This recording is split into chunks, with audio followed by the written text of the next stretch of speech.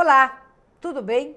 Hoje nós vamos conversar com o médico Dr. Arlindo Schiesari, que é médico infectologista aqui da nossa cidade, trabalha muito, né? Ele até estava super cheio de compromissos, atendendo muita gente, mas conseguiu tirar um tempinho para vir aqui falar conosco, para que a gente possa conversar com ele e, ao mesmo tempo, receber as orientações necessárias nesta época, que ainda a gente tem casos de dengue, que já estamos ficando muito preocupados com o sarampo, porque em algumas cidades aqui dessa região noroeste paulista já tem ocorrido, como é o caso de Fernandópolis, com uma quantidade grande de casos já.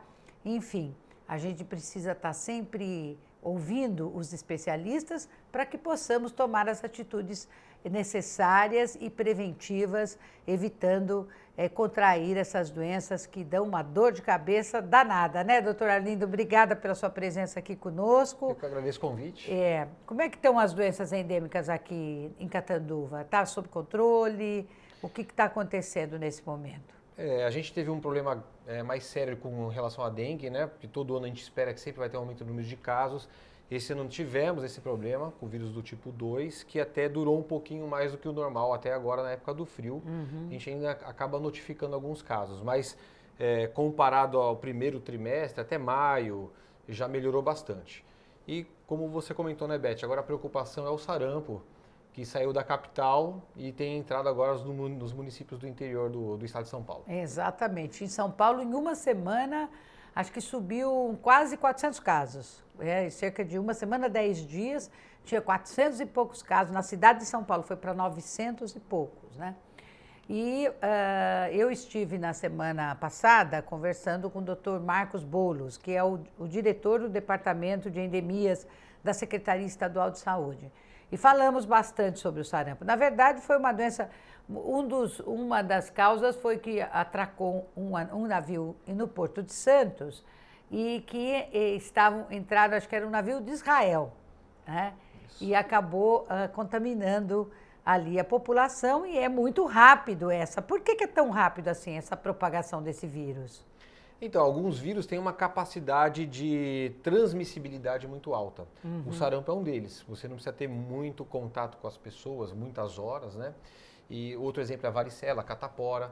São vírus que têm uma capacidade de transmissão rápida mesmo. É a peculiaridade de cada agente, né? Sei. E o que acontece que, por exemplo... E transmite pelo ar.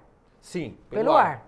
Por secreção respiratória, mas aí que está o detalhe que dá esse aspecto de surtos, né? Porque o vírus ele já é transmitido dias antes da pessoa ter sintomas, né? 3, 4 dias antes de adoecer, a pessoa já está com o vírus e está transmitindo. E ela não sabe. E ela não sabe. Aí depois de 3, 4 dias ela fica doente, mas até aí ela já transmitiu. E aquelas pessoas que acabaram de adquirir o vírus, o mesmo ciclo. Dias antes transmite sem ter sintoma e assim vai virando uma cadeia que vai ampliando esse aspecto aí de disseminação do vírus. Sim, agora, então quer dizer, a prevenção é você tentar fazer o quê? O que você pode fazer? Se você desconhece quem está infectado com o vírus, você não tem muito o que fazer, né? A prevenção é a vacina mesmo. É a vacina, né? A grande vantagem que o ser humano tem contra o sarampo é que o sarampo é um vírus que só infecta ser humano. Então não pega em outros animais, não depende de vetor, né, de mosquito como a dengue, por exemplo. Então, e aí nós temos uma vacina que é bastante efetiva. Portanto, assim, se a gente tiver uma vacinação, né, uma cobertura grande, sendo só o ser humano o único hospedeiro do vírus, nós conseguimos cortar esse elo de transmissão entre as pessoas. Agora, por que o que me intriga um pouco, por que as pessoas tomam vacina, quem tem? Da vacina não. A faixa etária de maior risco está compreendida entre 15 anos e 29 anos. O que acontece nessa faixa etária que me parece que é o público-alvo de estar correndo mais risco de ser infectado? Antigamente se acreditava que a vacina ela tinha imunidade duradoura, né? Mas hoje cada vez mais cai por terra esse conceito. Na verdade, a gente acredita que tem uma imunidade prolongada, mas não duradoura para a vida inteira. Conforme o tempo vai passando, a maior parte do calendário vacinal é na infância, o que se explica mais é que essa imunidade vai caindo, né, essa proteção diminui e a população mais velha começa a ficar mais suscetível. né? Então, a gente tem no sarampo duas faixas importantes. A de lactentes, que é essa faixa entre o primeiro mês de vida a 1 ano, né? Por isso que até o governo agora está liberando a vacina para 6 meses. Aí você tem que dar uma dose ou 2 doses, de 0 a 1 ano? Então, com 6 meses faz uma dose e depois entra no calendário normal. Essa é a dose extra, dose 0 que eles falam, 6 meses. Aí depois, com 12 meses e com 15 meses. Né? Tá. Nas pessoas entre 1 ano e 29 anos, essas pessoas têm que ter 2 doses. Se ela tiver 2 doses, ela está imune. E a partir dos 29 anos, de 29 a 59, uma única dose. Uma única dose. Uma única dose já é o suficiente. Mas, por exemplo, se a pessoa passou dos 29 anos, mas ela tomou, antes dessa data, antes dessa idade, 2 doses, ela precisa tomar outra dose? Não precisa. Aí não precisa. Ela está imune. Ela está imune. Ela está imune. Agora, tem aquelas situações em que a pessoa não lembra se ela tomou, claro, não acha a carteirinha. O cara tem 59 anos, às vezes ele vai falar assim, cadê minha carteirinha?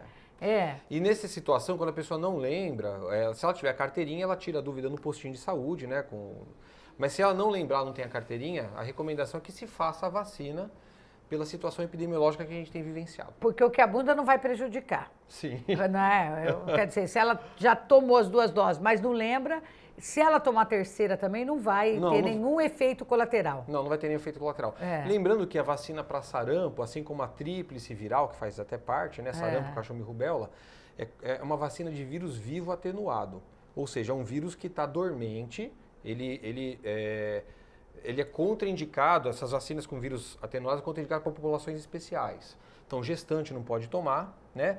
Pessoas que têm problemas graves de imunidade, né? Por exemplo, portadores de HIV, tem que avaliar a imunidade, como é que está. Pacientes que fazem uso de quimioterápico para algum tipo de câncer. Também não pode tomar. Pode, porque aí a vacina pode dar mais problema do que, ou às vezes nem ter efeito, porque a imunidade dá baixa da pessoa, não reage à vacina, né? Entendi. Então, tem as suas contraindicações também. E acima de 59 anos? Então, o que se considera é que acima de 59 anos, em algum momento, essa pessoa já tenha tido contato com o vírus. E aí ela fica imune, aí ela não precisaria tomar. Entendi. Agora, Gozado, como foi para São Paulo, depois, o fato de vir para uma cidade, está em São Paulo, vamos supor, estava mais restrito a São Paulo e a região metropolitana. Aí, de repente, eu estava, pouco antes de eu ir conversar com o Dr. Boulos, que na verdade é um grande especialista também nessas questões, né? Eu estava dando uma lida nas coisas, aí eu vi que tinha Fernandópolis. Sim. Né? E é interessante, olha, de São Paulo para Fernandópolis, mais de quase 500 quilômetros de distância. É alguém que provavelmente esteve lá e contraiu o vírus, veio para Fernandópolis e outras pessoas também foram afetadas. Sim, a questão da globalização, da facilidade de transporte hoje, né, de locomoção entre cidades, né, entre países. O caso que nós tivemos aqui documentado de Catanduva, inclusive eu atendi esse caso, é um menino que veio de São Paulo. Então é importado, entre aspas, né? Tivemos um caso aqui, então. Tivemos um caso, pelo menos que chegou até mim, que foi o caso que eu atendi, pedi exame e confirmou. Esse menino, ele tinha os sinais de febre, exantema, e ele trabalha, mora em São Paulo, começou a adoecer, veio a família daqui, o pai pediu para vir aqui, eu dei uma olhada nele, pedi os exames e confirmou, ele já voltou, ficou bem, tá tudo bem. Graças a Deus. Mas assim, mostrando que existe essa possibilidade, né? A gente não costuma ter casos que surgem do nada, geralmente começa em contato onde está tendo a circulação dos vírus. Entendi. Né? E São Paulo é um grande núcleo. Agora, como nós temos várias outras cidades aqui no interior que já têm casos registrados, autóctones, né, quer dizer, circulando dentro da própria cidade. Então, por exemplo, se uma pessoa vem para mim com uma suspeita de sarampo e fala assim, olha, eu estive em Fernandópolis, por exemplo, que teve caso, São Carlos, Marília, eu já vou ficar em alerta. Mais esperto e achando que pode ser realmente. Pode ser realmente. Se aqui em Catanduva as pessoas quiserem tomar vacina, tem disponível nos postos de saúde para dar uma vacinação num número grande de pessoas? Como é que funciona isso? Quando existe uma campanha, aí a DRS nossa, que é regional de Rio Preto, né, ela encaminha as vacinas já programando para a cobertura da população como um todo. Né? A gente não está em campanha porque não está circulando a princípio o vírus aqui dentro. Graças a Deus. Mas assim, a vacina fica disponível. Então agora, pelo que eu entendo, é a atualização de calendário vacinal. Quem estiver atrasado, que precisa estar com alguma dúvida, procurar o serviço de saúde para esclarecimento. Sim. Mas caso aconteça de se tornar uma campanha oficial, porque precisa fazer um bloqueio, aí sim a DRS disponibiliza essas vacinas para a gente e a campanha ela faz para todo mundo aí no município, acompanha para todo mundo. Para finalizar esse nosso bloco, eu queria lhe perguntar o seguinte. A gente achava, acreditava que essa era uma doença erradicada, praticamente, né? Que o sarampo seria uma doença erradicada no país. E aí vem um vírus de fora. O fato do vírus encontrar um ambiente favorável para ele se propagar, o que significa isso? Significa que o nosso processo de imunização não foi uma cobertura plena? Como é que é isso? Quer dizer, se a gente tivesse esse ambiente totalmente controlado, esse vírus encontraria facilidade para se propagar ou não iria acontecer? A disseminação do caso do sarampo, como a vacina é bastante efetiva, eu acho que a gente identificou um ponto de vulnerabilidade aí. Tá. É claro que nenhuma vacina é 100% eficaz. Seria uma mentira falar que todo mundo que você vacina. Por quê? Porque a vacina ela estimula o sistema imunológico. Agora, quem garante que a imunidade daquela pessoa vai reagir àquela vacina? Às vezes não reage. Então, não tem uma imunização 100% efetiva. Né? Eu posso chegar a níveis altos, 90, 95. Então, tem a questão Mas da há organismos resposta, que podem não responder adequadamente. Exatamente. Agora, quando a gente encontra um número de casos importante, aí a gente vê que não é só uma questão, talvez, de resposta imunológica, mas talvez aí de falha de cobertura, sim. Tá. Eu acho que também isso envolve até uma questão meio polêmica, mas essa questão nos últimos anos desses grupos antivacinas, né, de algumas teorias da conspiração e que jogam um pouco contra essa questão preventiva. Isso, nós vamos falar um pouco sobre isso no nosso segundo bloco. A gente volta já já, continue conosco. Estamos de volta no nosso segundo bloco, conversando com o Dr. Arlindo, que é médico epidemiologista aqui da nossa cidade, e falando no bloco anterior sobre a questão do sarampo, quer dizer, dá para a gente ficar, graças a Deus, razoavelmente sossegada por enquanto, mas sempre é bom ficar atento, né? Porque pode acontecer alguma coisa e, de repente, as pessoas terem que, às vezes, tomar vacinas. Mas, por hora, a situação está absolutamente sob controle nessa questão.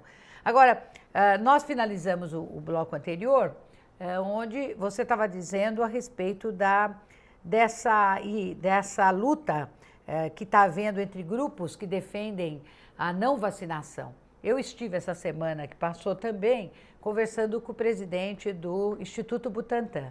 O Instituto Butantan, para quem não sabe, é um dos maiores produtores de vacina do país e da América Latina também, né? E como há riscos de privatizações, etc., a gente está criando uma certa força ali no sentido de impedir, porque a gente entende que o Instituto Butantan presta um excelente serviço na área da saúde, sobretudo na produção de vacinas. Sim. E aí, uma hora ele virou para mim e falou assim: olha, deputada, nós precisamos da ajuda de vocês lá, porque tem tido um ruído muito grande de pessoas que têm pregado essa questão da não vacinação. Queria que você falasse um pouco a esse respeito, Arlindo. Alguns anos atrás começaram a circular rumores realmente, não só aqui no Brasil, no mundo inteiro, especialmente na Europa, de que as vacinas de maneira geral causavam complicações graves, como autismo, né, alto índice de autismo, deficiências neurológicas, incapacidades funcionais. Inclusive teve médico, se não me engano, um inglês, que publicou uma coisa nesse sentido, como se realmente causasse um efeito colateral grave, que depois foi desmentido publicamente e se viu que foi um grande viés, um grande erro. Então, na verdade, se sabe hoje que as vacinas são muito seguras, né? E claro que toda vacina pode ter um efeito colateral, mas não que o jeito que é passada a notícia é que se a pessoa vacinar, fatalmente ela vai ficar doente, né? Então, porque tem mercúrio, os componentes da vacina são componentes já próprios, fabricados numa dosagem certinha, justamente para poder ser aplicado ao ser humano.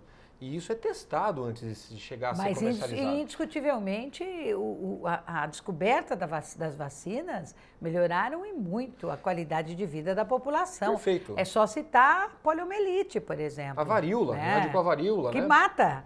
A poliomielite que deixa as pessoas incapacitadas.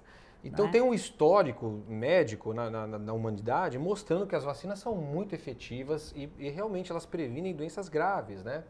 Mesmo hoje em dia, se a gente for verificar, muitas das doenças, como até meningite, caiu muito o número de casos, graças à vacinação. Graças à vacinação. Então, eu sou muito a favor de prevenção. Então, realmente foram fake news, como se fala, né, que correram por aí, mas ainda existem muitas pessoas resistentes à vacina, achando que isso não é natural, que a pessoa tem que muitas vezes pegar a doença para ir, que faz parte da evolução humana. E faz parte morrer também precocemente, porque tem algumas doenças dessas que vão te matar. Sim, né? são muito graves.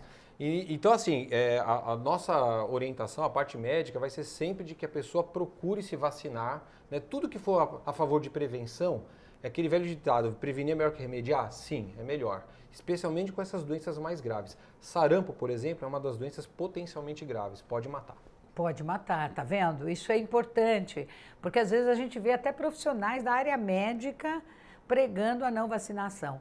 Isso às vezes vem de pessoas que têm uma prática de vida muito natural e come comida natural e dorme de um jeito que não rejeita tudo que tem de moderno hoje. É uma opção que elas fazem, mas elas não podem interferir na vida dos demais. Se ela quiser adotar isso para ela, tem o livre-arbítrio para fazê-lo, mas não pode propagar isso como sendo correto, porque o correto é o que preconiza a Organização Mundial de Saúde, que é o órgão balizador da saúde no mundo inteiro e que recomenda a manutenção periódica dos calendários de vacina, é ou não é? Exatamente, quer dizer, não é o Arlindo que está falando. Justo. É a Organização Mundial de Saúde e ela se baseia, é o órgão máximo no controle de saúde no mundo, e é tudo baseado em literatura científica, no histórico. Se a gente for pegar, são casos marcantes, né, que nós tivemos, marcas históricas da humanidade, erradicar a poliomielite, erradicar a varíola, diminuir o número de internações por gripe, né, graças à vacina da Febre gripe. amarela. Febre amarela, né? Graças a esses bloqueios vacinais é que a gente muitas vezes consegue controlar esses surtos e evitar complicações graves, né, na população. E aumentar, então, inclusive, a expectativa de vida da população. A expectativa de vida da população também foi aumentada por conta das vacinas existentes, né? Então eu só vejo assim, fatores a favor. Exato. E vale benefícios, eu também acho. Queria lhe perguntar uma coisa, como é que está a dengue aqui? Nós estamos sob controle, houveram muitos casos, agora esfria um pouco, nesse momento de frio, diminui na época de frio o caso de dengue ou não? Diminui, né? O pernilongo e o vírus, eles são muito associados a calor e umidade, né? Nessa época de frio, a própria atividade do pernilongo é menor, os ovinhos, eles precisam de uma temperatura alta para poder eclodir e liberar as larvas, né? Então, há uma diminuição. Agora, falar que zera, não, eventualmente a gente pega casos, mesmo durante o inverno, mesmo o inverno mais rigoroso, nós pegamos ainda casos, mas diminuiu bastante, considerando aí de maio para agora. Graças a Deus. Graças a Deus. Mas até maio nós tivemos uma quantidade grande de casos na cidade. Tivemos. É isso que eu até comentei no bloco anterior. Geralmente a gente vê isso mais marcante no começo do ano, no primeiro trimestre, aquele mês de chuva, verão, né? Mas dessa vez chegou a adentrar até o outono. Sim. Então nós ficamos preocupados, mas graças a Deus deu tudo certo, né? Acho que as políticas públicas, aí, a orientação à população. E a conscientização da população também, que é fundamental nesse processo. Eu falo assim, dengue, para nós aqui na nossa região, é educação permanente, não pode parar. Não pode parar, A nossa última grande epidemia foi 2014, 2015, não tem muito tempo, gente, 5 anos atrás aí. Exato. E muita gente morreu, né? E esse ano a gente não teve tanto óbito, mas tivemos muito casos de internação, casos complicados. Então não podemos baixar a guarda, não é porque chegou o frio, não podemos nunca esquecer. A doença tem que estar sempre lembrada, fazer a ronda em casa uma vez por semana, procurar foco do mosquito, né? Manter os recipientes limpos, evitar acúmulo de água. Inclusive, eu estava voltando à conversa que eu fiz com o Dr. Boulos, ele disse que para o ano que vem, eu não lembro se ele falou o ano que vem ou o próximo, teremos novas epidemias, quer dizer, infelizmente a gente tem um cenário para frente que não é dos melhores. Agora, tem uma coisa muito boa que pode acontecer aí. O Instituto Butantan está finalizando aí os últimos testes da vacina contra a dengue. E no ano que vem, segundo as informações que eu tive do presidente do Instituto, do superintendente, no ano que vem eles já vão ter 30 milhões de doses produzidas. Isso vai ser muito bom. Muito bom. Porque Muito a bom. vacina atual hoje é uma vacina que não tem uma eficácia muito boa para os 4 tipos de vírus de dengue que existem. Exato. Né? E a vacina do Butantan está sendo assim, muito promissora nesse sentido, que vai ter uma alta eficácia para todos os tipos. Para né? todos os tipos. Então E no primeiro ano eles vão produzir 30 milhões, depois eles vão aumentar e a tendência é dar cobertura para toda a população. Aí nós voltamos de novo no caso do idoso, né? Quando passa de uma determinada idade. Porque quando o idoso acaba contraindo a dengue, ele é que fica mais vulnerável, inclusive para ir a óbito, dependendo da gravidade do caso. Ele também não vai poder tomar essa vacina? Vai ter contraindicações para o idoso? A gente vai ter que ver o que o Instituto vai soltar para a gente em termos de informação, né? As vacinas, geralmente, quando são de vírus vivo, né? Pacientes, não que idoso não possa tomar, mas a gente tem que tomar cuidado porque depende da imunidade da pessoa, ou não tem a vacina não faz um efeito adequado, porque a imunidade é mais baixa, ou a própria vacina pode causar doença muitas vezes, se der inadvertidamente para alguma população que não pode tomar. O idoso, em geral, a gente individualiza. Então o paciente vem, porque a gente já tem experiência com outras vacinas de vírus vivo. Justo, Então eles vêm, te conversam, é uma situação... a pessoa vai morar numa área que é endêmica, que tem muito contato, que está circulando o caso, a gente vacina sim.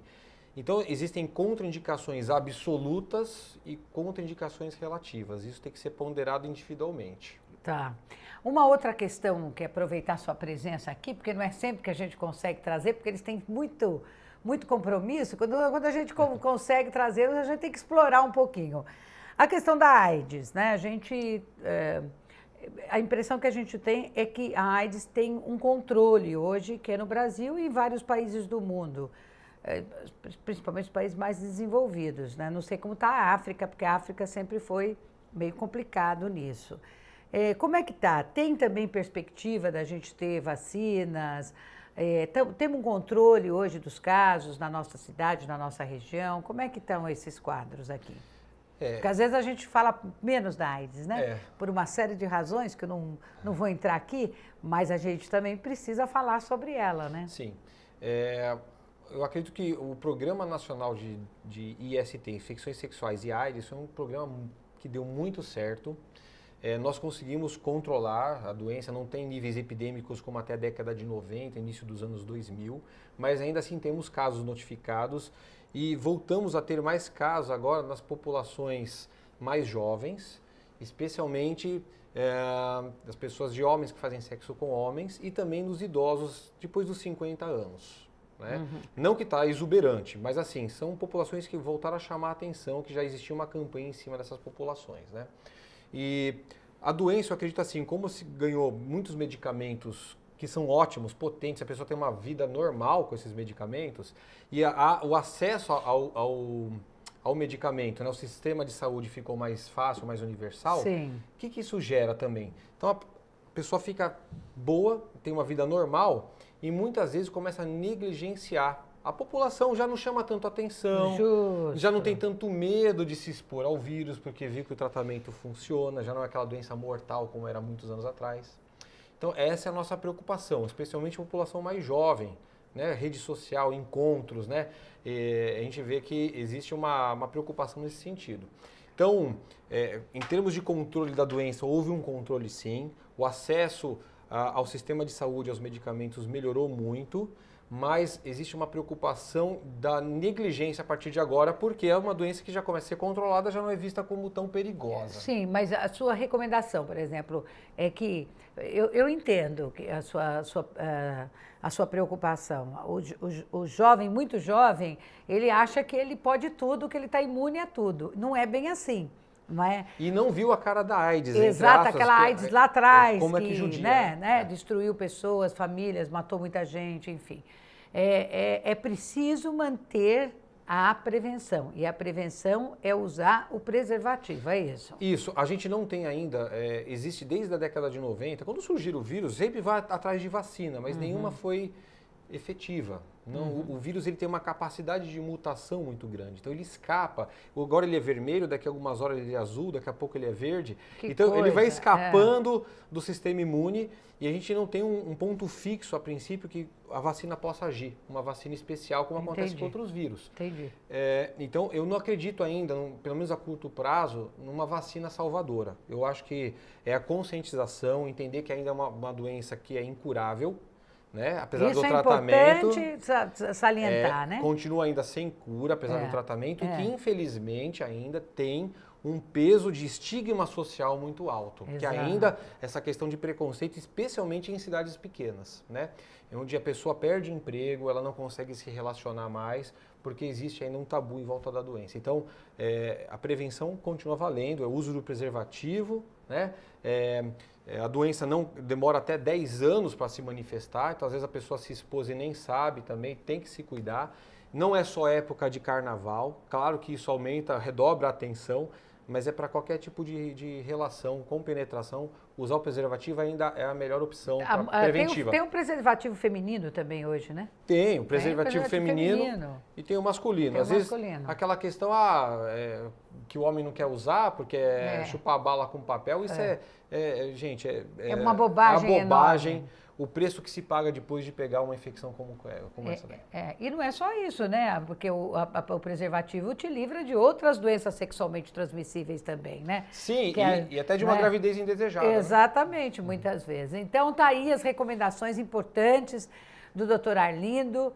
E para finalizar mesmo, mais do que nunca, campanhas educativas não podem ser pontuais, elas têm que ser permanentes, né, doutor Arlindo? Permanentes. A gente fala muito em educação permanente em empresas, em instituições, mas tem que ter educação permanente para a comunidade. Isso. Né? E na saúde. Na saúde, especificamente na saúde, que é o nosso bem maior. Exato. Né? Então, saúde em primeiro lugar e prevenção. Eu sempre acreditei em prevenção, vivo isso como infectologista e estimulo realmente a população, que a gente tem falado das vacinas, mas prevenção, preservativo, uma alimentação saudável, atividade física, tudo isso é prevenção e tem que ser incorporado no dia a dia de todo mundo. É isso aí. Muito obrigada pela sua presença, parabéns pelo esse trabalho fantástico. Nós precisamos de mais médicos epidemiologistas no Brasil, né? A medicina precisa produzir algumas especialidades que às vezes são difíceis. Você vê aqui em Catanduva nós temos 2, acho só, né? Doutor Arlindo e doutor Ricardo. E às vezes precisa de mais, porque eles são muito competentes, dão conta, mas precisamos ter mais jovens aí que se propõem a fazer essa especialidade. Espero que vocês tenham gostado do nosso programa, acho que foi um programa muito importante, porque tem recomendações na área da saúde que a gente tem que usar no nosso dia a dia. Uma boa semana a todos vocês, continue agora com a programação da Nova TV e até o nosso próximo programa.